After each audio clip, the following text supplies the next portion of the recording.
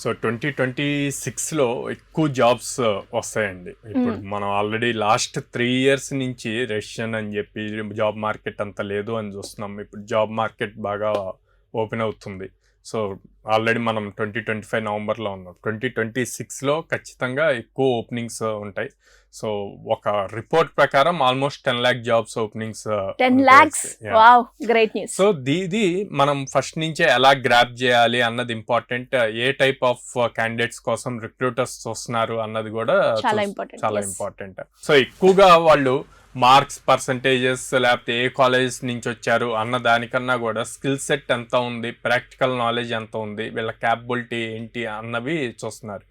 మాకున్న ప్రాబ్లమ్ స్టేట్మెంట్కి వీళ్ళు ఎలా సాల్వ్ చేయగలుగుతారు అని చూస్తున్నారు. అందుకే టాప్ మోస్ట్ కంపెనీస్ అనే కాదు, మిడ్ లెవెల్ కంపెనీస్ కూడా ఇంటర్వ్యూ కన్నా కూడా హ్యాక్థాన్స్ కండక్ట్ చేసి హైర్ చేస్తున్నాయి.